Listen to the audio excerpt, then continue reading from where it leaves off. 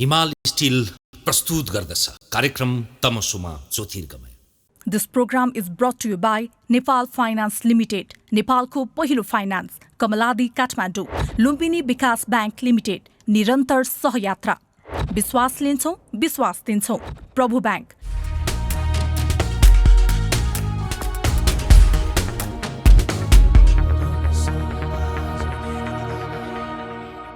दर्शकबिन नमस्कार। कार्यक्रम तमसोमा ज्योतिर्गमयमा यहाँलाई हार्दिक स्वागत छ।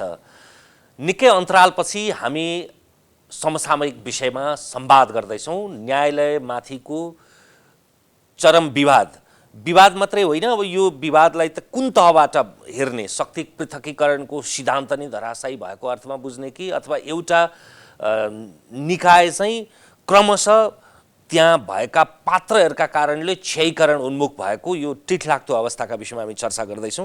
हामीसँग हुनुहुन्छ संविधानविद डाक्टर भीमार्जुन आचार्य। स्वागत छ यहाँलाई। धन्यवाद।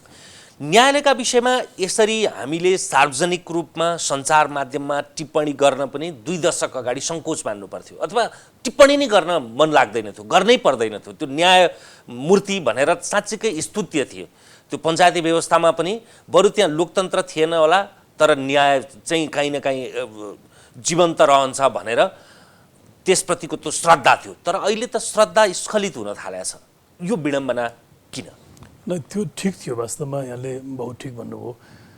न्यायालय न्यायकर्मीको बारेमा यति एउटा भद्दा मजाकको विषय बनाएर छलफल गरिनु यो कुनै पनि दृष्टिकोणले चाहिँ राम्रो मानिँदैन। यहाँले ठिक भन्नुभयो। जस्तो पञ्चायतदेखि हामी न्यायालयको कुरा हामीले गऱ्यौँ भने त्यति बेला कानुन र संविधानले न्यायालयलाई स्वतन्त्र बनाएको थिएन, तर व्यवहारमा न्यायालय न्यायाधीशहरू सम्पूर्ण रूपमा स्वतन्त्र थिए। आज कानुन र संविधानले न्यायालयलाई न्यायकर्मीलाई स्वतन्त्र बनाएको छ, तर व्यवहारमा चाहिँ छैन। अब त्यो भिन्नताहरू आइसकेपछि, न्यायालय जस्तो नभइसकेपछि, न्यायाधीश जस्तो नभइसकेपछि सायद यी कुराहरू आएको होला। त्यसैले यहाँले जुन हिजो र आज कुरा गर्नुभयो, हिजोको त्यो चिज न्यायालयको लागि हुनुपर्ने त्यो हो। न्यायालय तमासाको विषय हुनु हुँदैन, धेरै बढी छलफलको विषय पनि हुनु हुँदैन। तर आज जुन ढङ्गले भइरहेको छ यो अत्यन्त दुःखद छ र धेरै चिन्ताको विषय छ। यो छलफल यो टिप्पणी सडकबाट उठेको होइन नि। यसको सिर्जना फेरि स्वयं न्यायालय र न्यायमूर्ति, यसका स्रष्टा उहाँहरू आफै हो।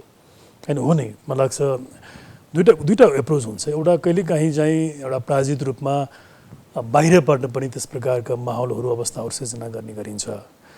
अर्को के हुन्छ भने कि स्वयं त्यो वस्तु वा त्यो निकायभित्रको समस्याहरूको एउटा हद पार गर्यो भने, क्लाइमेक्स पार गर्यो भने त्यो बाहिर आउने भन्ने कुरा हुन्छ।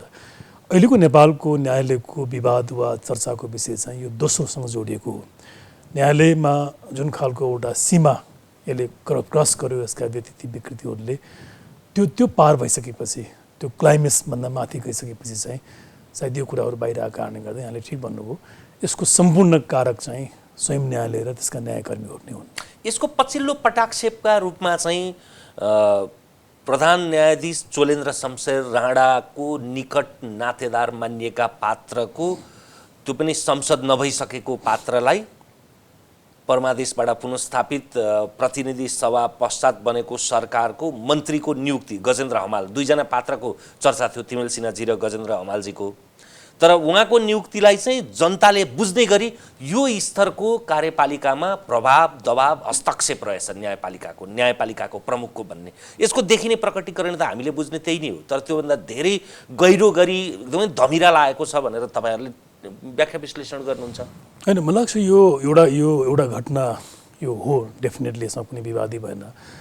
तर न्यायालयभित्र जति पनि विरोधका कुराहरू आए, खास गरी प्रधान न्यायाधीशको प्रसङ्ग जति पनि कुराहरू आएको छन्, यो विषय चाहिँ निर्णायक होइन। म तपाईँलाई 2-4 उदाहरणहरू दिउँ। प्रधान न्यायाधीश अहिले जो हुनुहुन्छ उहाँले आफ्नो कार्यभार सम्हाल्नु भएको यही मङ्सिर पुसमा चाहिँ 3 वर्षको अवधि पुग्दैछ। उहाँ नियुक्ति हुँदाखेरि एउटा कन्टेक्स्ट न्यायालयमा थियो। गोपाल पराजुलीलाई एक ढङ्गले बहिर्गमन गरियो। यद्यपि त्यो विधिको शासनको हिसाबले त्यो मिल्ने कुराहरू थिएन। त्यो बेला हामीले बोलेको छौँ। उहाँका खराबीहरू आफ्नो ठाउँमा थिए, त्यो प्रक्रिया त्यो सही ढङ्गले सञ्चालन गरिएको थिएन। त्यसमा उहाँहरू पनि सहभागी हुनुभयो अहिलेको प्रधान न्यायाधीश। अनि दीपक राज जोशीलाई सुनवाईबाट फेल बनाइयो अनि उहाँ आउनुभयो। उहाँ आइसकेपछि सुरुका 3-4 महिना चाहिँ न्याय प्रशासनलाई अलिकति चुस्त दुस्त राख्न खोजे जस्तो देखियो। त्यसलाई हामीले समर्थन पनि गऱ्यौँ। मैले स्वयं आफै एउटा कान्तिपुरमा लेख पनि लेखेको थिएँ, कतै उहाँले गर्नु छ कि भन्ने खालको आशयमा यो हुँदै गयो। तर त्यसपछिका दिनमा चाहिँ न्यायालयमा जुन विकृति पहिले पनि केही थिएन भएको होइन, 61-62 पछाडि त्यो विकृतिहरू न्यायालयमा प्रवेश गरेको हो। तर त्यो विकृतिहरू, विसङ्गतिहरू, अनियमितताहरू यस्तो चुलिँदै गयो कि त्यो न्यायालयको नेतृत्वले चाहिँ त्यसमा केही चिज पनि उसले वास्ता नगरे जस्तो अनि आफै त्यसमा सहभागी भए जस्तो परिघटनाहरूले देखाउन थाल्यो त्यहाँ। अनि त्यही बिचमा गत साल यहाँले हेर्नु हो भने 77 सालमा चाहिँ मुलुकभरिकै कानुन व्यवसायीहरूले एउटा जुडिसियरी रिफर्म मुभमेन्ट जस्तो चलाएर लिखित दस्तावेज नै दिए, धेरै भयो न्यायालयलाई सुधार्नु पर्यो भनेर। अनि बार मार्फत त्यो कुरा प्रधानमन्त्रीले बुझाइयो, उहाँले कमिटमेन्ट जाहेर गर्नुभयो, म यसलाई पुरा गर्छु भनेर। अनि यही बिचमा उहाँले एउटा उच्च स्तरीय छानबिन समिति गठन गरेर प्रतिवेदन सार्वजनिक गर्न बाहिर लगाइयो हरिकृष्ण कार्कीको संयोजकत्वमा। त्यसले सम्भवतः नेपालको न्यायिक इतिहासमा पहिलो पटक स्वयं न्यायाधीशहरू नै भ्रष्टाचारमा चाहिँ संलग्न भएको भन्ने खालको रिपोर्ट चाहिँ उसले दियो। अनि यो पनि प्रधानमन्त्रीले पाइसकेपछि उहाँले चाहिँ डेट दिएर पहिलोपटक उहाँले भदौ 15 गतेभित्र मैले यसका खास प्रावधान कार्यान्वयन भदौ 15 मा लागू गर्छु भन्नुभयो, तर त्यो प्रतिवेदन नै असोजमा मात्रै तयार भयो। प्रतिवेदन तर अघिल्लो मुभमेन्टको डकुमेन्ट थियो नि त, त्यहाँ सायद 16 होला, अझ भदौ 16 गतेसम्म मैले कार्यान्वयन गर्छु उहाँले भन्नुभयो। त्यसपछि प्रतिवेदन कुरा आइसकेपछि मीरा खड्काको एउटा सानो समिति पनि बनाउनु भयो उहाँले, उहाँको एउटा संयोजकत्वमा। अनि असोजको मसान्तको फेरि उहाँले डेडलाइन दिनुभयो। अनि यही क्रममा यहाँनिर एउटा ठुलो एउटा बेमानी नै भन्नुपर्छ न्यायालयभित्र के भइदियो भने कि उहाँले त्यो प्रतिबद्धता बारसँग दिने, आफ्ना सहकर्मीसँग दिने, अनि त्यही बिचमा चाहिँ यो उच्च अदालतका मुख्य न्यायाधीशहरू र केही सुप्रिम कोर्टका जजहरूलाई राखेर उहाँले त्यो जुडिसियल एकाडेमी भन्ने छ त्यहाँ गएर उहाँले यो केही पनि कार्यान्वयन गर्दैन भनेर भन्नुभयो। यो कुरा बाहिर आयो। मलाई लाग्छ यो सबै कन्टेक्स्ट भइसकेपछि नेपालको न्यायालय, मैले अघि पनि भनिहालेँ कि केही समस्याहरू विगतमा पनि थिए, तर अनियमितता, व्यथितिको, विकृतिको मलाई लाग्छ योभन्दा पर जाने ठाउँ चाहिँ न्यायालय अहिले नपुगिसकेपछि अब यो चिज नेतृत्वसँग जोडिन्छ भन्दा मलाई लाग्छ आन्तरिक रूपमा उहाँको विरुद्धमा अथवा उहाँलाई आग्रह गर्ने, उहाँलाई यो भएन भन्ने खालको कुराहरू आएको थियो। अब यही बिचमा यहाँले भन्नुभयो जस्तो गजेन्द्र हमालको प्रकरण चाहिँ आयो। त्यसैले आम मान्छेले हेर्दाखेरि यही नियुक्तिको कारणले प्रधानमन्त्रीलाई फाल्नुपर्ने आन्दोलन चल्यो भन्ने बुझाइ देखिन्छ, तर त्यो निर्णायक होइन। प्रधान न्यायाधीशको विरुद्ध जति पनि मतहरू न्यायालयभित्रहरू आए त्यसमा स्वयं यसको लागि उहाँ आफै नै जिम्मेवार हुनुहुन्छ र उहाँका कामहरू, आचरणहरूले नै यो अवस्था सिर्जना गरे जस्तो लाग्छ मलाई। तर अब चोलेन्द्र शमशेर राणाले भने जस्तो अथवा यस अगाडिका पनि उदाहरण, गोपाल पराजुलीको कुरा गर्नुभयो, सुशीला कार्कीलाई पनि महाअभियोग लाग्यो, पछिल्लो यो विशेष गरी न्यायालयको विकृतिका विषयको उत्खनन अथवा उद्बोधन गर्दा हरिप्रसाद प्रधानसम्मको इतिहाससम्म जानु पर्ला, तर त्यो सग्लै देखिन्छ, त्यहाँ धेरै विवाद देखिँदैन। तर विशेष गरी 2069 साल चैत 1 गते चुनावी मन्त्री परिषदको अध्यक्षका रूपमा बहाल रहेकै प्रधानमन्त्री न्यायाधीशले राजीनामा नगरी चुनावी मन्त्री परिषदको अध्यक्ष खिलराज रेग्मी बनेबाट यो संस्थागत रूपमै शक्ति पृथकीकरणको कुरा चाहिँ बाँचियो। यसलाई अलिकति संक्षेपमा यसको फेरस्ता चर्चा गरौँ न। कहिले मलाई लाग्छ तपाईँले बहुत ठिक भन्नुभयो। अनि मूल रूपमा त 61-62 भन्दा पछाडिकै उसमा चाहिँ यो समस्याहरू देखिन थाले हो। यद्यपि यो व्यवस्था हामीले ल्यायौँ, यसलाई हामीले पनि सहयोग समर्थन हामीले गऱ्यौँ, तर न्यायालयको पार्टमा चाहिँ यो दुर्भाग्य नै हुन गयो हो। किन त्योभन्दा पहिलेको यहाँले नियुक्तिहरू, न्यायालयको काम गर्ने तौर तरिकाहरू यहाँले हेर्नु भने धेरै हदसम्म निष्पक्ष र स्वच्छ नै थियो। यदा कदा केही थोरै घटनाहरू थिए। 61-62 को परिवर्तनपछि 63 सालमा अन्तरिम संविधान बनाउँदाखेरि त्यहाँ सानो त्रुटि गरियो। न्याय परिषदको संरचनामा केही हेरफेर गरियो। त्यसमा नेपाल बारले आफ्नो प्रतिनिधि पठाउने अनि प्रधानमन्त्रीले सरकारको एउटा सिफारिसमा व्यक्ति पठाउने भन्ने भयो। ती दुवैजना व्यक्तिले न्यायालयलाई विकृत बनाउनको लागि काम गरे, प्रतिनिधिले बनाउनु। कुन कारणले हिसाबले भन्दाखेरि पार्टीको कारणले गर्दाखेरि सरकारको प्रतिनिधि पनि पार्टीकै मान्छे आउने भयो। बारको सिद्धान्त त नजान्नु पर्ने हो, तर दुर्भाग्य नेपालमा अब लहरहरू, अधिकांश लहरहरू चाहिँ काङ्ग्रेस र कङ्ग्रेसमा विभाजित छन्। प्रगतिशील र लोकतान्त्रिक भनेर एमाले र कङ्ग्रेस मूलभूत रूपमा त्यसरी लडेपछि दुर्भाग्य हो। अब बार भनेपछि फेरि त्यहाँ डिएलए पिएलए भन्ने चाहिँदैन थियो, जसलाई हामी कहिले पनि समर्थन गर्दैनौँ, तर त्यो भयो।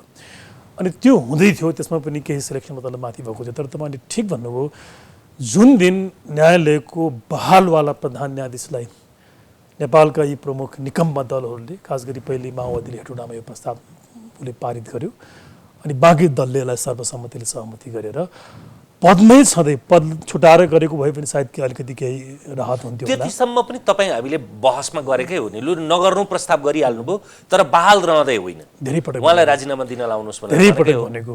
अनि यी कुनै कुराको सुनाइ नगरेर उहाँलाई पदमा राखेर जब मन्त्री परिषदको अध्यक्ष बनाइयो, यहाँले ठिक भन्नुभयो, त्यो दिन नै शक्ति पृथकीकरणको सिद्धान्त र जुन चेक एन्ड ब्यालेन्स भन्छौँ हामी, शक्ति सन्तुलनलाई समाप्त गर्ने काम गरियो।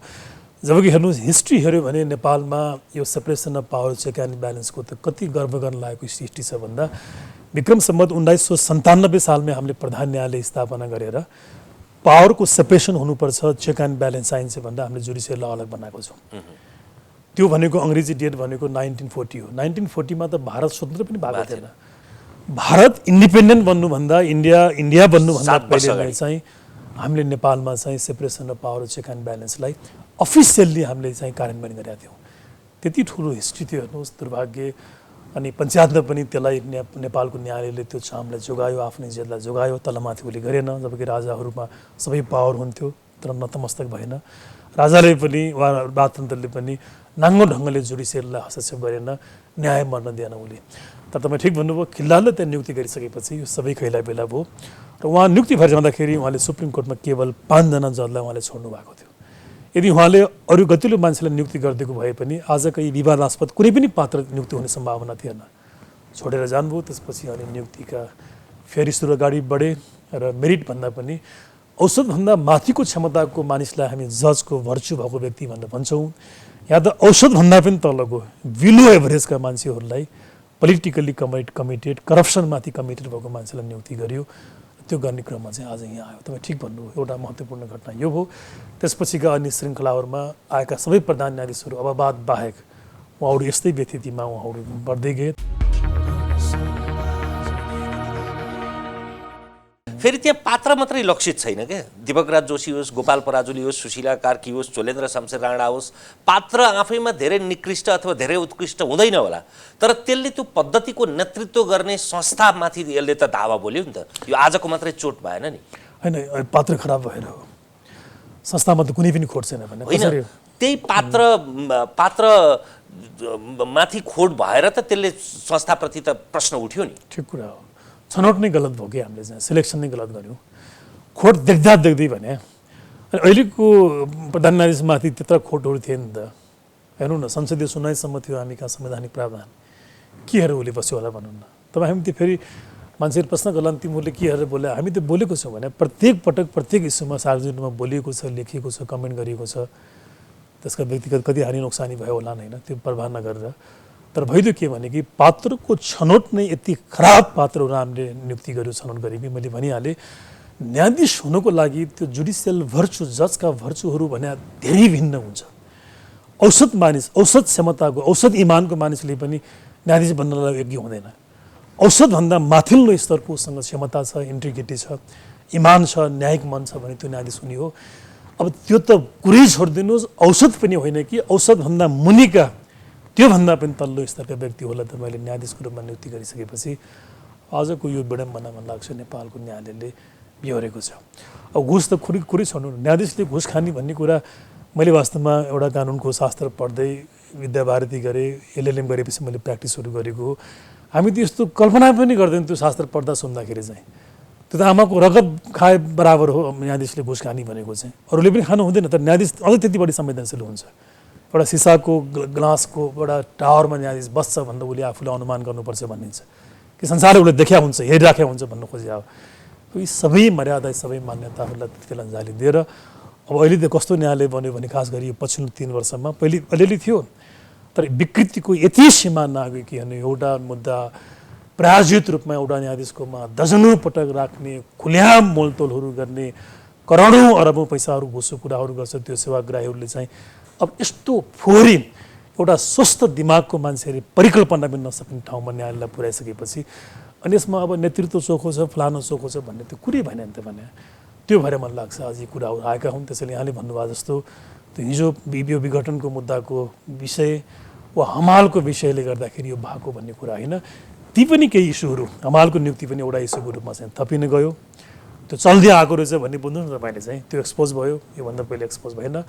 तर मुख्य कुरा चाहिँ न्यायालयभित्र नै व्यथिति विकृति अनियमितता कुराहरूले एउटा सीमा नाग्यो भन्ने कुरा चाहिँ हो, त्यो चिन्ता कहीँ न कहीँ अब अहिले चाहिँ यो राजनीतिक रूपमा सबभन्दा सुरुमा पुष्पकमल दाहालले यसलाई उहाँलाई किन विवादमा तानिएको भनेर प्रतिरक्षा गर्नुभयो, माधव नेपालजीले प्रतिरक्षा गर्नुभयो, शेरबहादुर देउवाजीले प्रतिरक्षा गरिरहनु भएको छ।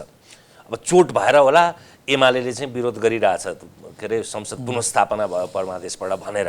चोटले होइन के छ अरू कारण? त उहाँहरूको 52 जना नियुक्ति गर्नु भने त्यो बचाउँछ नि त उहाँहरूलाई चाहिँ। यसो भयो, फेयर कमेन्ट के हो त भन्दा यी कोही नेताहरू पनि इमान्दार उहाँहरू हुनुहुन्न, मात्र फरक छ। अघिल्लो सरकारले केपी ओलीले कुरा गर्नुभयो, उहाँले त सबभन्दा बढी बेनिफिट अदालतबाट चोलेन्द्र शमशेरबाट उहाँले ल्याएको देखिन्छ। हामीले त्यो घटनाक्रम हेर्दाखेरि थुप्रै नियुक्तिहरू भागभण्डामा त्यति बेला भए भन्ने कुरा हो। देखिने कुरा त संवैधानिक निकायमा भएका ती 52 जना नियुक्तिहरू हो। अब त्यो नियुक्ति चोलेन्द्र नरहँदाखेरि तल माथा पर्न सक्छ भन्ने उहाँहरूको चिन्ता भावनाले अब होइन, त्यो विघटनको परमादेशमा राणामाथि उहाँहरूको असहमति थियो भने त अहिले उहाँहरूले समर्थन किन गर्नुपर्ने? त्यो मौका छ नि त विरोध गर्नको लागि। किन समर्थन गर्दै हुनुहुन्छ उहाँहरूले राणालाई भन्दा उहाँहरूको त्यहाँ मिलेमत छ, उहाँहरूको पनि मिलेमत देखिन्छ। अब आए पछाडिका अब यिनका पनि अनेक खालका धन्दाहरू छन् यहाँ। अरू नेताहरू प्रचण्ड भन्नुहोस्, माधव नेपाल भन्नुहोस्, अनि यो देउवाहरू धन्दा, मैले इन द सेन्स मैले त्यो शब्द के प्रयोग गरेँ भने कि उहाँहरूसँग थुप्रै कमजोरी छ अनि उहाँहरूसँग डर छ त्यो, अनि कुनै बिन्दुमा कुनै कारणले मलाई यसले अप्ठ्यारो पार्छ कि भन्ने हिसाब भावनाले उहाँहरूको अघोषित रूपमा चाहिँ अनि त्यो न्यायालयभित्रको खराबीलाई उहाँहरूले मौन बसेर कोहीले सपोर्टै गरेर कसैले मौन बसेर उहाँहरूले समर्थन गर्नु। अझ विश्वसनीय स्रोतले भनेअनुसार त गजेन्द्र हमाललाई मन्त्री बनाउन सुरुमा त प्रस्ताव थियो होला प्रधान न्यायाधीशको, तर पत्र पत्रिकामा यसले सार्वजनिक रूपमै भइसके पछाडि यी दुईटा नाम चाहिँ प्रधान न्यायाधीशको कोटाबाट भनेर जब एक्सपोज भयो त्यस पछाडि उनको जोडबल थिएन अरे। कसरी आयो त? होइन, हामीले वास्तवमा एउटा विश्वस्त एउटा स्रोतबाट वा व्यक्तिबाट सुनेको कुरा यही नै हो। तपाईँले ठिक भन्नुभयो। प्रारम्भ 2 जना व्यक्तिको नाम आयो, तिमी सिन्हाजी र उहाँको। अब हामीले सुनेको चाहिँ प्रधान न्यायाधीशको लागि अझ त्यो पहिलो व्यक्ति बढी उहाँको चाहिँ एउटा प्रिफरको व्यक्ति भन्ने सुन्नमा आयो। पछि मिडियाले यो घटनाहरूलाई वा यो सम्भावित कुराहरूलाई उसले एक्सपोज गरिदिइसकेपछि प्रधान न्यायाधीश वा अरू व्यक्तिहरू योबाट ब्याक भए। अनि मैले सुनेको यहाँले ठिक भन्नुभयो कि अब अन्तिममा भइहाल्यो भन्नेमा प्रधान न्यायाधीश पुगिसकेपछि प्रचण्ड माधव नेपालहरू नै बढी उहाँहरूले बढी देउवालाई गएर कन्भिन्स गरेर होइन प्रधान न्यायाधीश हामीलाई चाहिन्छ, कुनै न कुनै उहाँको मान्छे त यहाँ राखिदिनुपर्छ भन्ने खालको कुरा भएर नियुक्ति भएको भन्ने कुरा हामीले प्रशस्त मात्रामा न्यायिक क्षेत्रभित्र चाहिँ हामीले सुनेको छौँ। यो हुनसक्छ यो। त्यसरी मैले अघि भने जस्तो अहिले चाहिँ न्यायालयभित्र भएको प्रधान न्यायाधीश विरुद्धको यो मुभमेन्ट भन्नुहोस् वा उहाँलाई लगाएका आरोपहरू, उहाँलाई गरिएको विरोध भनेको चाहिँ यो नियुक्तिसँग मात्रै सम्बन्धित छैन कि आम मान्छेले बुझ्दाखेरि यो नियुक्तिको कुरा बुझे। अहिले उहाँलाई हामीले गरेको प्रश्न भनेको वा आम सिङ्गो न्याय जगतले गरेको प्रश्न भनेको चाहिँ यति धेरै व्यथिति विकृति अनियमित न्यायालयमा हुँदाखेरि पनि तपाईँ नेतृत्वमा बस्नु भएको छ, किन केही पनि गर्नु भएन? यो बढी भयो, अब तपाईँमाथि पनि शङ्का गर्नुपर्ने भयो भन्ने चाहिँ प्रश्नहरू चाहिँ बाहिर आएको। यो प्रतिरक्षा राजनीतिज्ञले गर्नुका पछाडि चाहिँ कार्तिक 15 गतेको सम्भावित फैसला, विशेष गरी यो ललिता निवास अग्निसापकोटाको मुद्दामा अस्थायी शिविरको घोटालाको विषयमा चाहिँ आफ्नो पक्षमा फैसला पार्नका लागि चाहिँ त्यसरी उहाँलाई ढाडस दिएको भन्ने सर्वसाधारण मान्छेदेखि लिएर कानुन व्यवसायीहरूको टिप्पणीलाई कसरी लिन्छ? धेरै हदसम्म यसमा यस्तो हुन सक्ला। यो खालको डरले पनि अहिले यी नेताहरूले प्रधान न्यायाधीशलाई साथ दिएको जस्तो गर्नुपर्ने अवस्था आयो। तर यसमा फेरि पनि मलाई यहाँले सोध्नुहुन्छ भने यसमा चाहिँ न्यायकर्मी र न्यायालय नै फेयर छैन। एउटा इक्जाम्पल दिउँ, आज आम मानिसलाई एउटा त्यो कुरा बाहिर आएको छ कि जस्तो उदाहरणको लागि माधव नेपाल र बाबुराम भट्टराईसँग जोडिएको ललिता निवासको जुन विषय थियो त्यो स्वयं प्रधान न्यायाधीशले एउटा सहकर्मी राखेर आफ्नो इजलासमा चाहिँ उहाँले सुनाइ गर्नुभयो। अब सुनाइ गरिसकेपछि अब त्यो निर्णय बाबुराम र माधव नेपालको विरुद्धमा आउन सक्ने सम्भावना भएको कारणले गर्दाखेरि अनि उहाँ निकट मान्छेहरूले चाहिँ प्रधान न्यायाधीशलाई हट्नुपर्छ भन्ने खालको कुराहरू निकाले भन्ने बाहिर छ। तर क्वेसन मलाई त्यो किन होइन जस्तो लाग्छ भने यसमा त स्वयं उहाँहरू नै जजहरू नै फेयर हुनु भएन नि यहाँनिर। अनि त्यो बहस सिद्धिसकेपछि जजले त्यो फैसला दिएको भए त्यही दिन यो मुद्दा टुङ्गिन्थ्यो नि त। अनि किन राख्नु भयो होला निस्यु भन्दा फेरि यो 16 गते 15 गते भन्नुहुन्न। त्यसैले यहाँ न्यायालयले कस्तो खालको एउटा न्यायकर्मीहरू कस्तो उसमा उहाँहरू पर्नु हो भने कि प्रत्येक विषयलाई आफूसँग होल्ड गरेर राख्ने अनि त्योबाट उहाँहरूले चाहिँ पोलिटिकल बार्गेनिङ गर्ने कि ललिता निवासको विषयमा मलाई यहाँले अहिले पनि सोध्नुहुन्छ भने मैले पब्लिकली बोलेको कुरा हो, कानुनले प्रधानमन्त्रीहरूलाई भ्रष्टाचारमा क्याबिनेटमा बसेको कारणले गर्दाखेरि भ्रष्टाचारको अनुसन्धान गर्नबाट कहीँ रोकेकै छैन। वास्तवमा अख्तियारको त्यो दफा 4 को प्रसङ्गहरू ल्याउने गरिन्छ। त्यो 4 ले चाहिँ त्यो नीतिगत प्रश्न भने जस्तो भने होइन। जस्तो क्याबिनेटले गरेको निर्णयमा उसको सचिव चाहिँ भ्रष्टाचारको मुद्दामा उसले सामना गर्नुपर्ने, मन्त्रीले चाहिँ सामना गर्नुपर्ने, त्यही ललिता निवास तपाईँ हेर्नु न, मन्त्रीहरू सचिवहरूले सामना गरेको छ अनि प्रधानमन्त्रीले अनुमति भन्ने कुरा हुँदैन। त्यो कानुनमा प्रश्न पुरा छ। तर त्यो हो भने त्यो प्रधान न्यायाधीश सहितको इजलासले त्यो मुद्दा बहस सुनिसकेपछि फैसला गर्नु पर्दैन। बहस उहाँले सुन्नुभयो, फैसला गर्नु भएन, निर्णय सुनाउने भने डेट राख्नु। त्यो किन राख्नु भन्दा बार्गेनिङ गर्नको लागि के। त्यसैले यो बदमासी गर्ने यो यो यो अधिकार, यो छुट चाहिँ न्यायालयलाई हुँदैन र पछिल्ला वर्षहरूमा न्यायालयले, न्यायिक नेतृत्वले चाहिँ यही काम गर्दै आएको छ। अब यो अति भइसकेपछि मलाई लाग्छ उहाँका अरू राम्रा सहकर्मीहरूले पनि र तपाईँ सबैले अथवा तपाईँ नभन्नु हामी न्याय जगतले चाहिँ उहाँमाथि प्रश्न गर्न खोजेको हो। यो विषय यस्तो हो, मैले फेरि म दोहोऱ्याउन चाहन्छु, बहस भयो, बहस सिद्धियो, निर्णय गर्नु उहाँले सक्नु त निर्णय गर्नु भएन उहाँले, किन त त्यो बार्गेनिङ गर्नु छैन त, त्यसलाई टुल बनाउनु छैन त। अनि यो गर्ने अधिकार न्यायालयलाई हुन्छ, न्यायकर्मीलाई हुन्छ। अब यी नेताहरू त यिनीहरू त भ्रष्ट छन्, यिनीहरूमा डर छ, लोभ छ। हो त्यो डरले लोभले गर्दाखेरि भएको हो मलाई लाग्छ। त्यो कारणले होइन, कानुन बमोजिम उहाँहरूलाई फैसला गर्नको लागि कुनै आइतबार कसैको सहारा लिनुपर्ने अवस्थाहरू हुँदैन। यदि स्वच्छ जज छ भने अपवादमा कहिलेकाहीँ त्यसमा थप अध्ययन गर्नको लागि निशुको डेट राख्न सकिन्छ।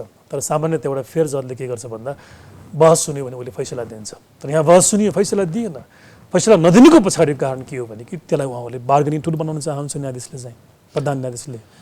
यो फेयर भएन। प्रधान न्यायाधीशको जिरह चाहिँ के छ भने म विधि, प्रक्रिया र संविधान सम्मत ढङ्गबाट प्रधान न्यायाधीश भएको हो, कसैको निगाहमा होइन। सडकबाट अथवा आफ्ना सहकर्मीले भन्दैमा अथवा पूर्व के अरे प्रमुखहरूले भन्दैमा, पूर्व प्रधान न्यायाधीशहरूले भन्दैमा मैले छोड्ने कुरा आउँदैन। विधि पद्धति अनुसार बरु मलाई हटाउने प्रावधान भनेको कि मेरो कार्यकाल सकिनु पर्यो, कि त संसदबाट महाअभियोग लगाएर 2/3 त्यसलाई पुष्टि हुनु पर्यो। त्यो म सामना गर्न तयार छु। तर सडकमा कसैले नारा लगाउँदैमा म हट्दिनँ। कुरा त विधिसम्म छ होइन। दुईवटा कुरा छ। एउटा उहाँले किन यस्तो भन्नुभयो भन्दा अब सबै नेतासँग त उहाँको चोचोमोचो मिल्या छ। यिनीहरूले मलाई महाअभियोग लाउँदैनन् भन्ने उहाँले बुझेको कारणले चाहिँ यो भन्नुभयो उहाँले, नम्बर 1। ठिक छ, उहाँले त्यो भन्न पाउनुहुन्छ। तर एउटा महत्त्वपूर्ण प्रश्न के हो भने कि प्रधान न्यायाधीशको पद रिक्त हुने अवस्था संविधानले मूलतः 3टा अवस्थामा हुने भनेर उसले उल्लेख गरेको छ। एउटा प्रधान न्यायाधीशलाई तपाईँले ठिक भन्नुभयो, संसदको 2/3 महाअभियोग लगाएमा पदबाट मुक्त हुन्छ, नम्बर 1। अर्को उसको मृत्यु भएमा, तेस्रो तपाईँको राजीनामा दिएमा। अनि यो राजीनामा भनेको पनि त संविधान बमोजिम पदमुक्त हुने कुरा हो नि त। त्यो किन नदिँदा कहाँ संविधान भन्नु न, सडक कुरा कहाँ छ यहाँनिर। अनि जनताले गर्ने प्रश्न भनेको वैधानिक प्रश्न होइन त्यो। अनि म व्यथिति मनपरी जे मन लाग्यो म त्यो गर्न पाऊँ। जुन पात्रका विषयमा पनि त्यसो भए राजीनामा यो उनको प्रतिरक्षाका लागि भन्न खोजे होइन। तर प्रश्न जसका विषयमा जेसुकै उठायो भन्दैमा जसले पनि राजीनामा दिन थाल्यो भने अनि उसको त कामको आधारमा होला नि त भने। यो 3 वर्षको कसैले रिसर्च गरेको छ अनि त्यो रिपोर्ट त उहाँको नाक, उहाँको कान, उहाँको आँखा अगाडि त्यो उहाँले आफै प्रतिनिधित्व सार्वजनिक गर्नुभएको होइन। प्रधान न्यायाधीश बहालवाला प्रधान न्यायाधीशले गठन गरेको समितिले नेपालको न्यायालयमा भ्रष्टाचार छ, न्यायाधीश समेत भ्रष्टाचारमा संलग्न छन्, यसमा नेतृत्वको संरक्षण छ भन्ने खालको उसले बाहिर प्रतिवेदन दिइसकेपछि अनि प्रधान न्यायाधीश 1 सेकेन्ड त्यो पदमा बस्न सुहाउँछ? त्यो त प्रधान न्यायाधीशलाई मात्रै भएन नि त। त्यहाँ त सबै 20 जना न्यायाधीशहरू छन् सर्वोच्च अदालतमा, सबैप्रति नैतिकताको प्रश्न भयो नि। सुरुवात उहाँबाट गर्नुपर्छ भने त्यो संरक्षण त नेतृत्वले गरेको हुन्छ नि। यसको पछाडिको कानुनी कारण छ भने, कानुनी कारण के छ त भन्दा कुन मुद्दा कुन व्यक्तिलाई तोक्ने भन्ने कुरा अहिले सुप्रिम कोर्टमा प्रधान न्यायाधीशले चाहिँ निर्धारण गर्छ। त्यो त संसारमा अधिकांश देशको अभ्यास नै अधिकांशमा यस्तो हुन्छ। अधिकांशमा सबै भनिन, अधिकांशको त अभ्यास। अधिकांशमा अभ्यास कुन कारणले हुन्छ त भन्दा जहाँनिर न्यायाधीश जस्तो हुन्छ हो त्यो ठिक हो। त्यो कुरा चाहिँ हामीले पनि त्यही भन्दा अहिलेको संविधान लेख्दाखेरि, कानुन बनाउँदाखेरि चाहिँ प्रधान न्यायाधीशलाई हामीले विश्वास गर्नुपर्छ भनेरै हामीले के गर्यौँ भने प्रारम्भमा चाहिँ उहाँले तोक्न पाउने भन्ने व्यवस्था बनाइयो। यसको पछाडिको फिलोसफी भनेको जजहरूलाई उसले आफ्नो सहकर्मीहरूको योग्यता, उसको पृष्ठभूमि, उसको ट्रेनिङ चाहिँ त्यो प्रधान न्यायाधीशलाई थाहा हुन्छ। अनि विषयहरू, मुद्दाहरू भनेको अत्यन्त कम्प्लेक्स हुन्छ, त्यसमा हाइली एक्सपर्टिज चाहिन्छ, त्यो ज्ञान चाहिन्छ। अनि त्यो हेरेर उसले कुन मुद्दाको लागि कुन ज्ञानी न्यायाधीश वा कुन विवेकको वा कुन ब्याकग्राउन्डको कुन ट्रेनिङको न्यायाधीश उपयुक्त हुन्छ भनेर उसले तोक्यो भने त्यसमा जजमेन्ट चाहिँ सही आउन सक्छ भन्ने हिसाबले चाहिँ त्यो अधिकार दिएको हो, ठिक कुरा हो। तर 3 वर्ष उहाँको अवधिमा यो हेरेर पुरै चुर्लुम्मै यसको दुरुपयोग भइसकेपछि अहिले त न्यायालयको करप्सनको मुख्य कारण भनेकै त्यो पेशी र न्यायाधीश तोक्नेमा भर परेको छ भने एउटा मुद्दा एउटा अमुक उद्देश्यको लागि चाहिँ एउटा न्यायाधीशकोमा 10 पटक 15 पटक 20 पटक तोकिन्छ। त्यो कसले तोकेको त्यो प्रधानले तोकेको होइन। अनि सुन्नु मैले भन्न खोजेको तपाईले एउटा व्यक्तिलाई केन्द्रित गरेर त्यो विधिमाथि नै प्रश्न उठाउनु त भएन नि त। अनि विधि किन त्यो विधि भनेकै अभ्यास हाम्रो न्यायिक अभ्यासले पनि भन्छ हरिप्रसाद प्रधानकै पालादेखि प्रधान न्यायाधीशले तोक्ने सबै न्यायाधीश समान हुन्छन् तर त्यो मध्ये पनि सुपेरियर सिनियर नेतृत्व गर्ने भएको। त्यो कहिले भन्दैन फरक हामीको अभ्यासहरू छ भने कहिले गोला प्रथा पनि छ। गोला प्रथा त गोपाल प्रसाद परिजुलीले एउटा विशिष्ट अवस्थामा गरायो होला कसले गरायो होला तर संवैधानिक प्रावधान त तपाईको प्रधान न्यायाधीशले संविधानमा त दुवै छ अहिले पनि छैन भने संविधानमा कसले तोक्ने भन्ने दुवै छैन। त्यो उहाँहरूले अरू नियमहरूबाट उहाँले बनाउने कुरा हो। त्यहाँ क्वेसन मैले भनिहालेँ कि त्यसको दर्शन चाहिँ त्यो हो मैले भन्न खोजेको, तर त्यसको दुरुपयोग भयो। दुरुपयोग कसरी भयो भने तपाईँले अघि मलाई सोध्नु भयो नि अरू न्यायाधीश पनि जिम्मेवार छन् त्यसको हिसाब किताब हुन आवश्यक छ। तर त्यो जम्मै चिज चाहिँ नेतृत्वसँग ठोकिन्छ भने के न्यायालयको परम्परा न्यायालयको काम गर्ने तौर तरिकामा यदि प्रधान न्यायाधीश चाहिँ स्वच्छ भयो उसले करप्सन गर्न चाहेन उसले करप्सनलाई अनियमिततालाई संरक्षण गरेन भने न्यायालयमा 99% भ्रष्टाचार हुन चाहिँ सम्भव छैन। अर्को सहकर्मी न्यायाधीशले तल्लोको कर्मचारीले तल्लो अदालतका न्यायाधीशहरूले चाहिँ घुस खाने भन्ने कुरा सम्भवै हुँदैन यदि माथिको नेतृत्वले चाहिँ त्यसलाई संरक्षण दिएन भने।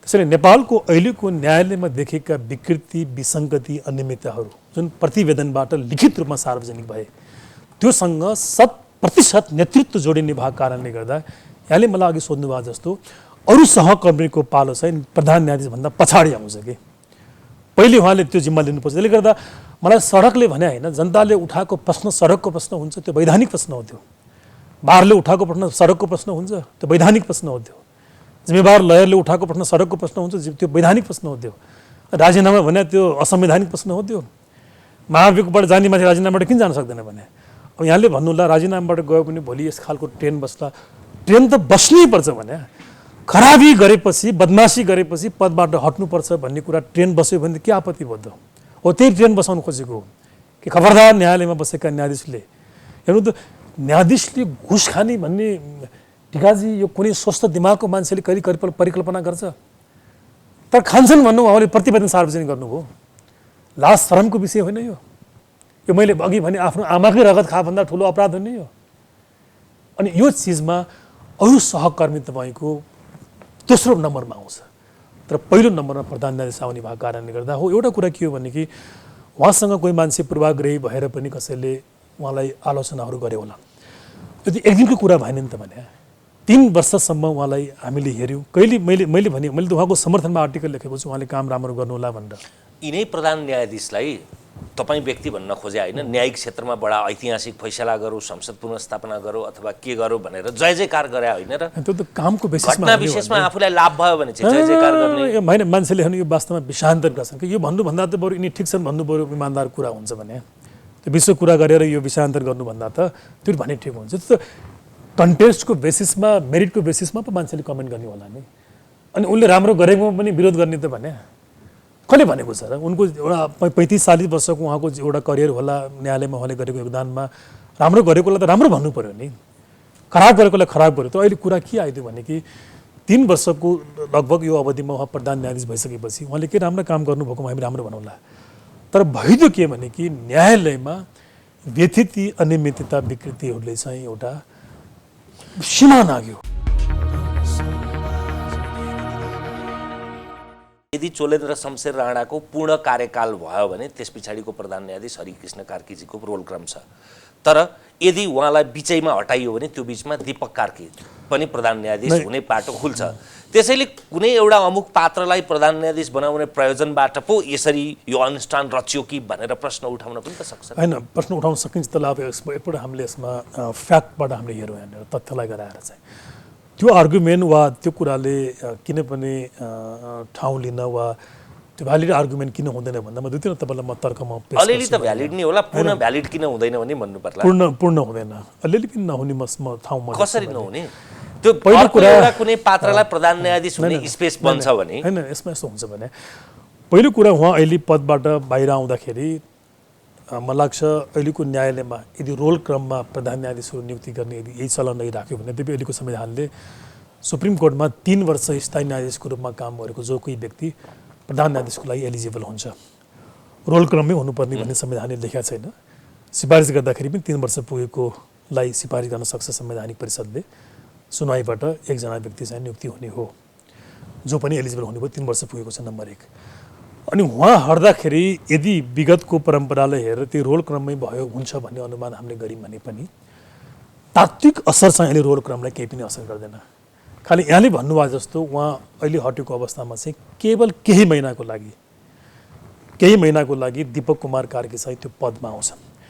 अनि त्यो छोटो अवधिमा यहाँले भन्नुभयो जस्तो कुनै गिरोह कुनै केही सिन्डिकेट मानव उहाँको पछि लागेर उहाँलाई विस्थापित गरेर अर्को व्यक्तिलाई ल्याउँदाखेरि चाहिँ आफ्नो अभिष्ट पुरा हुने भन्ने लाग्छ भने त्यो अवधि नै यति छोटो हुन्छ कि मलाई लाग्छ त्यहाँ केही चिज न्यायालयलाई बिगार्न सक्ने अवस्था चाहिँ रहँदैन नम्बर 1। अनि तुलना गर्दाखेरि मलाई कुनै व्यक्ति विशेषको बारेमा मलाई केही भन्नु छैन। अहिले नेतृत्वको हिसाबमा उहाँले जुन खालको इमेज उहाँले बर्बाद गर्नुभयो, उहाँले भने जस्तो काम गर्न सक्नु भएन भनेको पनि थोरै होइन भने एउटा पनि गर्नु भएन भन्दा हुन्छ कि नेतृत्वको रूपमा चाहिँ।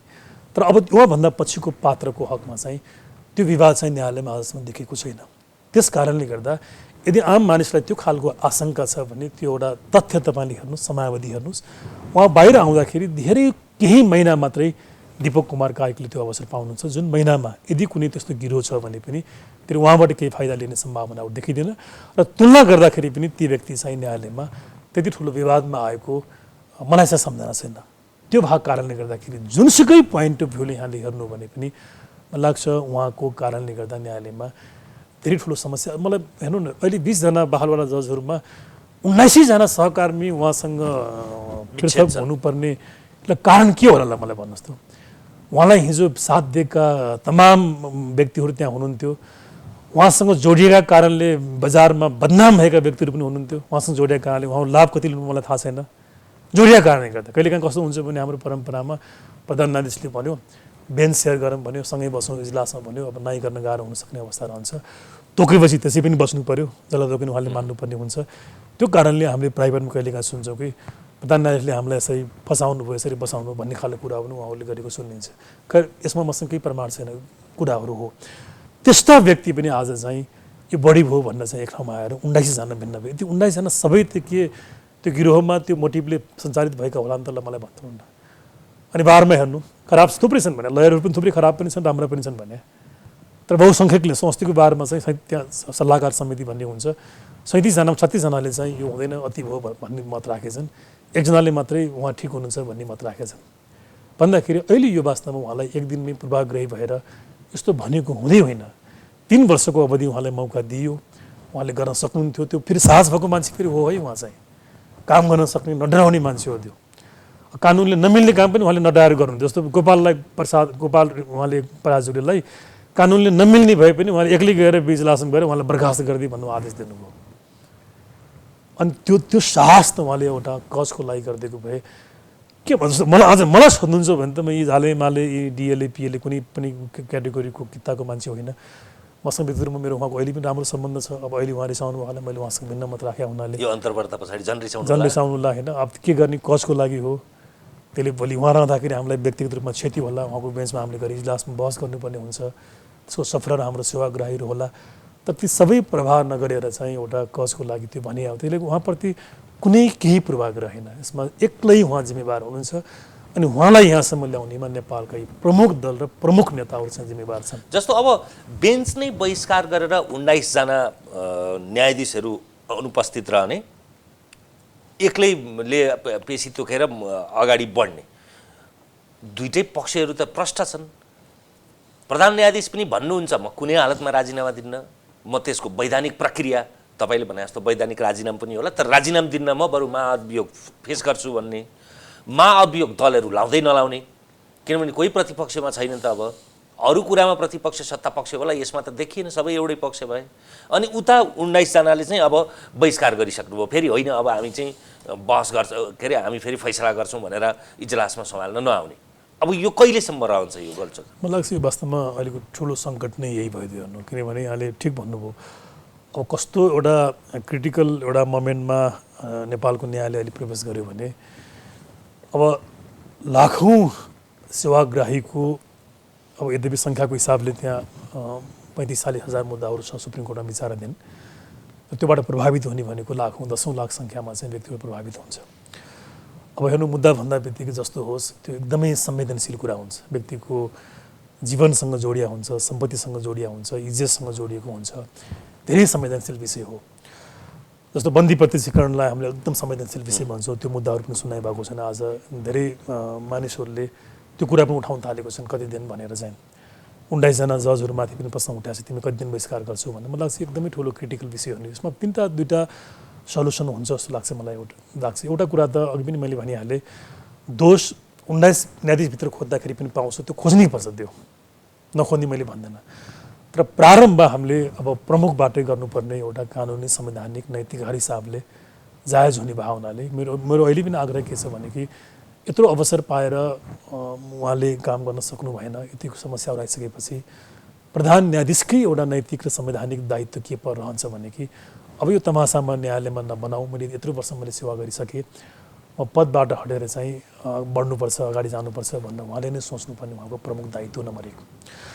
अब दोस्रो, यी विमान नेताहरूले पनि आफ्नो एउटा निहित स्वार्थको लागि उहाँलाई ब्याकअप दिने काम चाहिँ उनले छोड्नु पऱ्यो।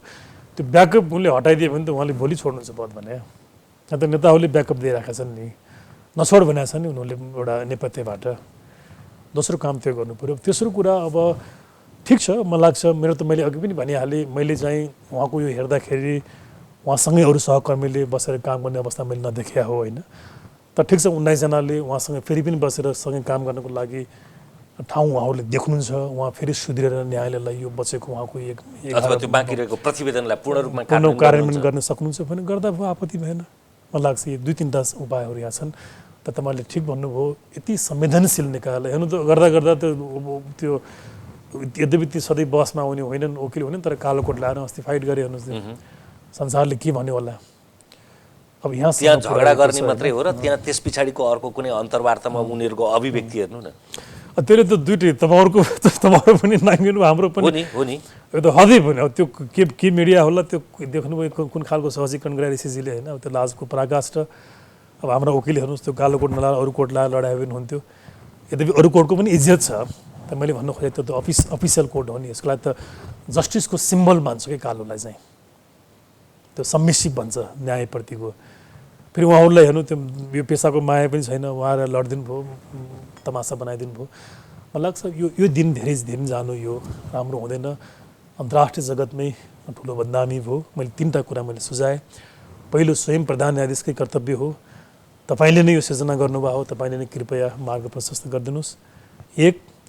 2, दलहरूले यस्तो खालको काम उहाँहरूले गर्नु भएन, न्यायालयमा हस्तक्षेप दलले गर्न पाउँदैन, तर ब्याकअप दिने अधिकार पनि उहाँलाई हुँदैन। 2, अब तेस्रो होइन, अरू सहकर्मीहरूलाई उहाँसँग बसेर फेरि सुधार न्यायालय राम्रो बनाएर अगाडि बढ्न सक्नेछ भने अब व्यक्तिगत रूपमा मैले त कुनै व्यक्तिप्रति मेरो कुनै आपत्ति छैन। मलाई चोलेन्द्र हुनैपर्ने नहुनुपर्ने भन्ने कुरा भएन, त्यो अप्सनमा पनि जान सकिन्छ। त्यो अप्सन्स तपाईँले भनेको यो तेस्रो अप्सनमा आफू गइसक्यो, आफूले बहिष्कार गरिसक्यो, अब अरू केही पनि नभई फेरि त्यही पात्रलाई प्रधान न्यायाधीश मानेर फेरि उहाँहरू बेन्चमा आउनुहोला भन्ने सामान्य आकलनबाट त्यो गर्न सकिने देखिँदैन। चोलेन्द्र शमशेरको अभिव्यक्ति, उहाँको दृढता, उहाँको अठोट, उहाँको आँट, उहाँको दुस्साहस हेर्दाखेरि उहाँ पनि अब यस्तै परिवेशमा यही परिबन्धमा परेर बरु न्यायालय जहाँसुकै जाओस् तर म राजीनामा दिन्न, उहाँको त्यो हुङ्कार त्यो देखिन्छ। एउटा इमान र नैतिकताको तागतको अडान चाहिँ टिकाउ हुन्छ। हेर्नुहोस् है, एउटा इमानको तागत भनेको त हजारौँ सैनिक बलभन्दा बढी हुन्छ। तपाईँले कुनै अडान गर्न सकुन्ला, मैले अडान गर्न सकुन्ला, त्यो इमानको नैतिकताको तागतले हो। अब न्यायालयमा त्यो इमान र नैतिकता भएका व्यक्तिहरूले त डेफिनेटली यसमा अडान लिनेछन्, तर अब मलाई लाग्छ सबै पात्रहरूमा त्यो नभएको कारणले गर्दाखेरि यहाँले भन्ने जस्तो नहुनु पनि सक्छ। बिना इमानको अडान त धेरै दिन टिक्दैन होइन ढिलो चाँडो मैले दुवैतिर भने मैले होइन, दुवैतिर तेस्रो भने तेस्रो विकल्पमा भने जस्तो त्यो सबभन्दा सजिलो विकल्प त्यही हुन सक्थ्यो जनताले पूर्व तर प्रधान म न्यायाधीश तपाईँसँग सहमत छु मैले किनभने मैले अहिले यो बिचमा मैले सुन्दाखेरि पनि यहाँले जे बुझ्नुभयो त्यही बुझाइ अहिले न्यायालयभित्र पनि छ किनभने 19 जनाले पनि अब उहाँसँग अब खुलेरै हो नि त किन यस्तो त योभन्दा पहिले कहिले पनि भएको थिएन थोरै भएको थियो गोपाल पराजुलीको समयमा एक दिन चाहिँ 9 जना न्यायाधीशहरूले चाहिँ साङ्गीतिक रूपमा इजलासलाई बहिष्कार गरे जस्तो गरेका थिए त्यो अलिअलि रोक त पहिले पनि थियो तर उहाँ प्रधान न्यायाधीश बाहेक बाँकी जम्मैले चाहिँ अब लगातार एक दिन होइन कि करिब अब आज करिब 7 दिन पुग्न थालिसकेका छ यति लामो समयसम्म चाहिँ प्रधान न्यायाधीशलाई अवज्ञा गरेको अनि उहाँले तोकेको इजलासमा नबसेको चाहिँ नेपालको न्यायिक हिस्ट्रीमा सम्भवतः दुनियाँकै हिस्ट्रीमा पनि सायद यो पहिलो घटना भइसक्यो यो भावनाले तपाईँले राइटली भन्नुभयो कि अब उहाँहरूलाई फेरि कम्प्रोमाइजमा आउन चाहिँ त्यो कठिन देखिन्छ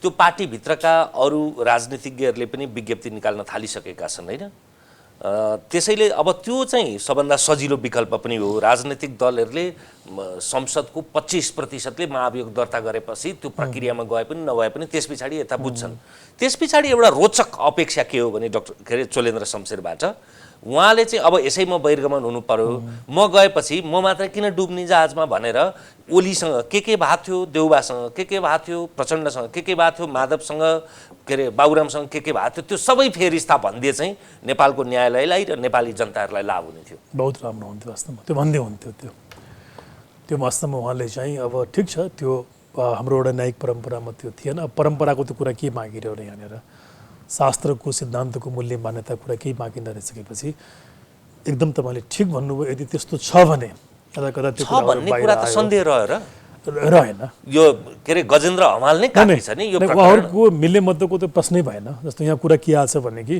अझै बाँकी भविष्यकै योजना पनि नेताहरूसँग उहाँको भएको भन्ने कुरा अस्ति आइरहेको छ नि सार्वजनिक चाहिँ त्यस्ता केही छन् भने र भए गरेका मात्रै विवादै भएन यी जम्मै कुराहरू उहाँले एक्सपोज गर्नु पनि मेरो विचारमा जाँदै प्रधान न्यायाधीशले नेपाल र नेपालीको लागि एउटा ठुलो योगदान गरेको देखिन्छ त्यसैले मलाई लाग्छ अहिले उठेका सत्तामा आएका र प्रतिवेदनले औँलाएका ती कुराहरूलाई उहाँले 100% कार्यान्वयन गर्ने अवस्थामा एउटा अरू सहकर्मीले कम्प्रोमाइज भन्ने कुरामा चाहिँ म पनि प्रिन्सिपल एग्री हुन सकुला अब होइन भने त मेरो विचारमा उहाँ न्यायालयमा 1 सेकेन्ड 1 दिन बढी बस्नु भने पनि न्यायालयको लागि चाहिँ क्षति हुन्छ उहाँले पदबाट राजीनामा दिनै पर्छ छोड्नै पर्छ तर उहाँको व्यवहारलाई 3 वर्षको कार्यकाललाई हेर्दाखेरि चाहिँ उहाँले त्यो प्रतिवेदनको कुराहरूलाई उहाँले लागू गर्ने भन्ने कुरा चाहिँ मैले चाहिँ सम्भावना केही पनि अर्को एउटा चाहिँ यो पूर्व प्रधान न्यायाधीशहरूको क्लबले र अहिलेकै न्यायाधीशहरूले पनि राजीनामा सोझै भनेका छैनन् त्यो एउटा बडा कूटनीतिक शब्द छ क्या मार्ग प्रशस्त यसको त जसको पनि अर्थ लाउन सकिएला नि किन राजीनामा नभनेर मार्ग प्रशस्त भन्ने शब्द सामान्यतः एउटा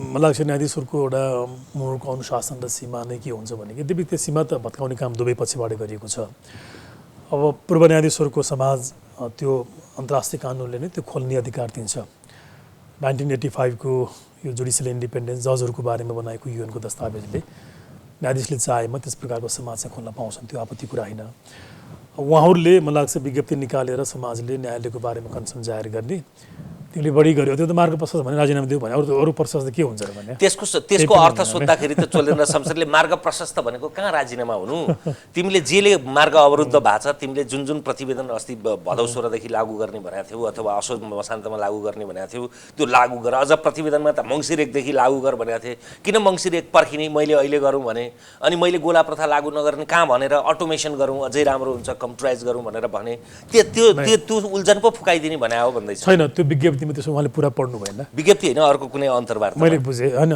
त्यही त प्रधान न्यायाधीशले अन्तर्वार्तामा भन्नुभयो त उहाँले त्यसो भए त्यो विज्ञप्ति पुरा पढ्नु भएन त्यो पूर्व न्यायाधीशहरूको समाजको विज्ञप्तिमा छ तिमी अयोग्य नै भयो तिमी पुरै असफल असक्षम भयो भनेको छ असक्षम र अयोग्य मान्छे त बस्नै मिल्दैन नि त त्यो चाहिँ मलाई लाग्छ मार्ग प्रशस्त भने त्यही नै हो होइन अब उनलाई अरू 4 जना पूर्व न्यायाधीशहरूले प्रधान न्यायाधीशले पनि विज्ञप्ति निकाले होइन त्यो पनि आफ्नो ठाउँमा छ तर प्रधान न्यायाधीशले त्यसरी गर्नुभन्दा उहाँले इन्डिभिजुअल आफ्नो महत्त्व दिएको भए अझ बढी शोभायमान हुने आफ्नो ठाउँमा हो होइन तर अब जुन दृष्टिकोणले यहाँले हेर्नु हो भने पनि एउटा दुईटा पात्रहरू उहाँप्रति पूर्वाग्रही हुनसक्छ मेरो हिजो चल्थ्यो तिमी आएको कारणले गर्दा मेरो न्यायालयमाथि मेरो हैकम चलेन हुकुम चलेन भन्ने पनि कोही मान्छेहरू होलान् तर सबै त्यस्तो होइन धेरैले उठाएको कुरा चाहिँ चिन्ता नै हो, जायज सरकार भएको कारणले गर्दा यसलाई उहाँले बुझिदिनुपर्छ भन्ने चाहिँ मेरो आग्रह हो।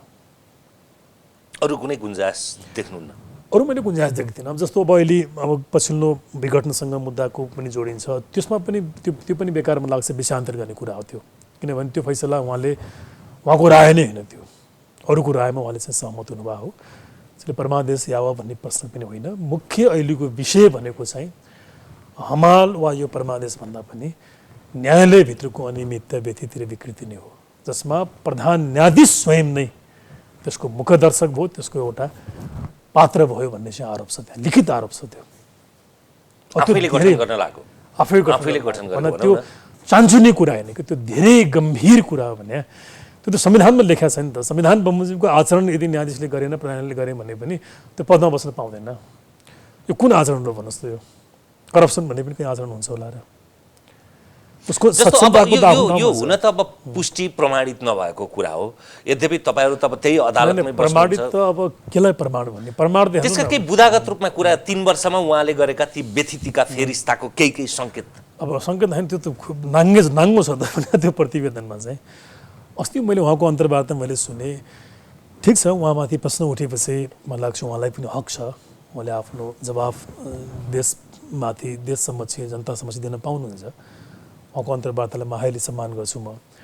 उहाँले शिष्ट भएरै बोल्नु भएको छ, तर यद्यपि बोलेका कुराहरूमा सबैमा सत्यता छैन भने कि अब भन्नु उहाँले म कुनै बिजुलीलाई, कुनै व्यक्ति आदित्यसँग म यो पदमा आइसकेपछि मैले कप चिया पनि खाएको छैन भन्ने खालको कुरा पनि गर्नुभएको छ।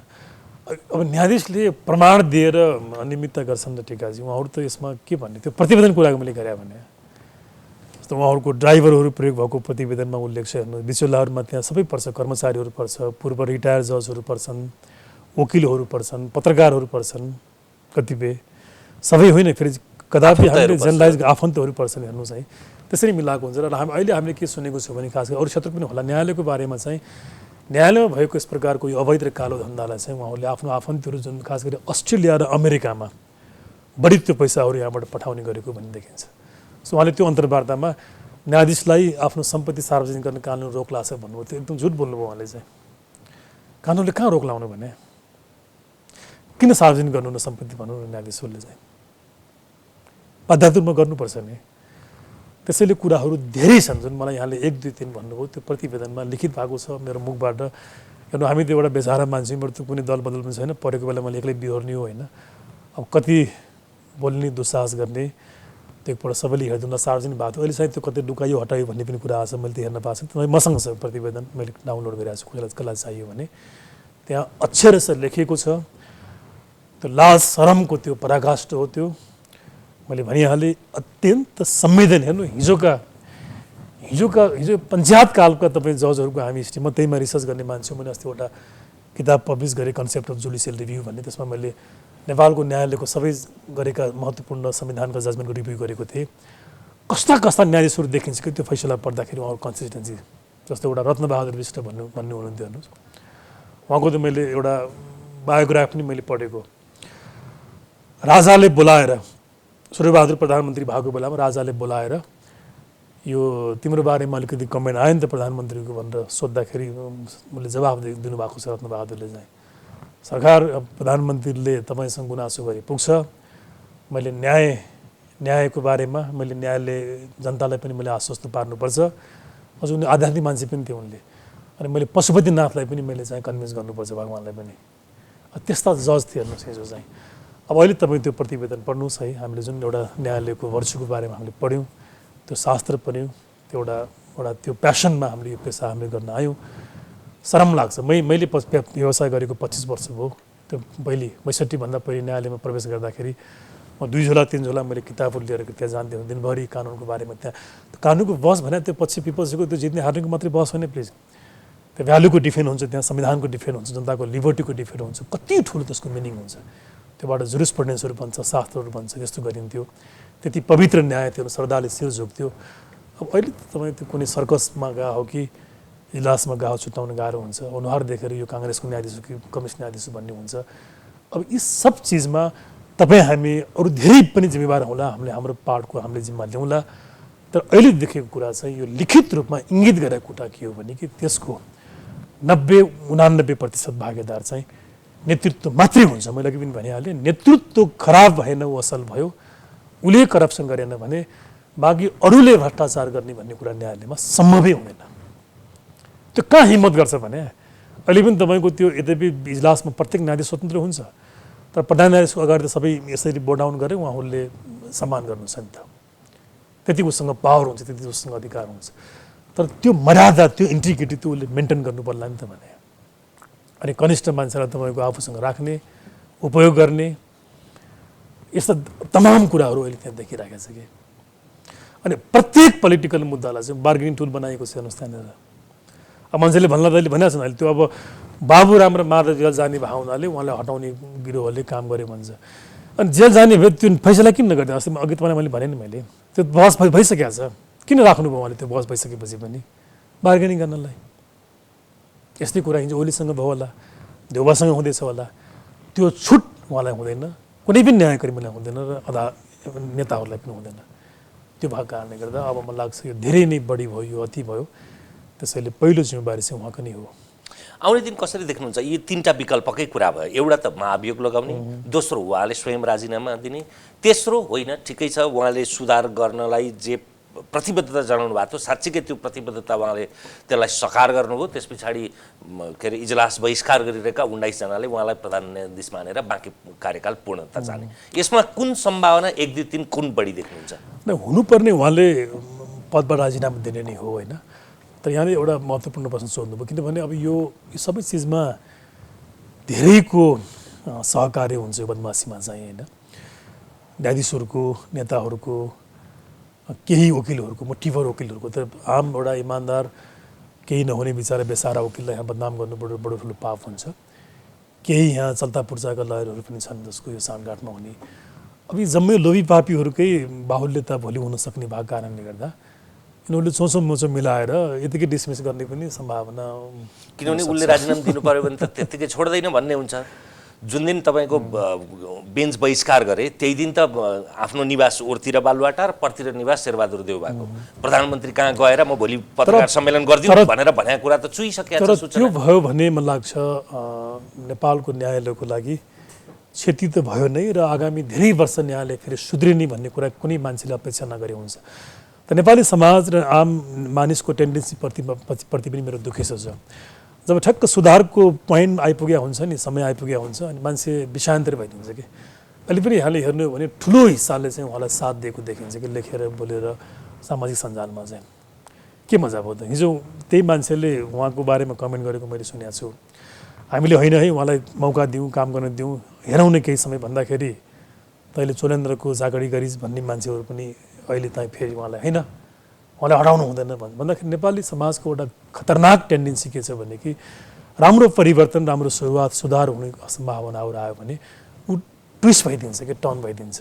त्यसैले तपाईँले भने सम्भावना बढी छ, तपाईँले ठिक भन्नुभयो, किनभने त्यहाँ धेरै लोभी पापीहरूको त्यहाँ सहकार्य हुने भएको कारणले गर्दा उनीहरूले लोभीहरू, भ्रष्टहरूसँग सबभन्दा बढी डर हुन्छ क्या। उनीहरू असल तरिकाले सुत्ने, हिँड्ने गर्न सक्दैन उनीहरूले चाहिँ। त्यो डरको कारणले उनीहरूको बिचमा एउटा कम्प्रोमाइज हुने मैले खतरा देखेर, तपाईँ बार नै भन्नुहुन्न, बार पनि लोभी पापीहरूको खडा हो। अब उहाँले भन्नुभएको छ प्राइभेटमा अरे यी सबै मसँग आएर प्रधान के अरे न्यायाधीशको पद माग्थ्यो, अहिले यिनीहरूले विरोध गरे भन्नुहुन्छ अरे उहाँले। होला त्यो भएरै भन्नुभयो होला, त्यो सम्भावना बढी छ। तर त्यो भयो भने धेरै वर्ष नेपालको न्यायालय सुध्रिएन, बिग्रियो भनेर भन्ने अधिकार नेपालको कुनै पनि मिडिया, कुनै पनि बुद्धिजीवी र कुनै पनि जनतालाई चाहिँ रहने छैन। यदि यो करेक्सनको कोर्स यो तात्तिएको बेलामा यसलाई हामीले अलिकति हेरकार करेक्सन गर्न सकेनौँ भने अब न्यायालय बिग्रियो भन्ने अधिकार चाहिँ धेरै मानिसलाई चाहिँ हुने छैन।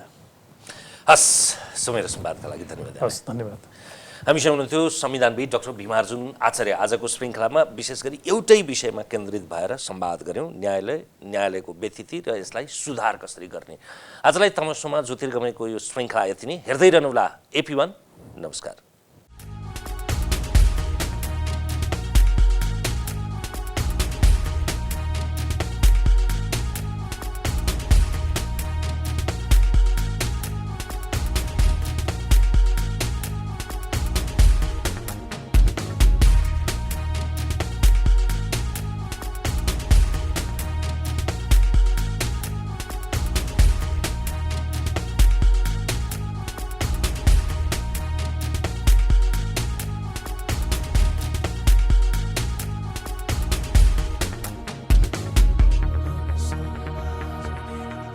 हिमाल स्टिल प्रस्तुत गर्दछ कार्यक्रम तमसुमा ज्योतिर्गमय।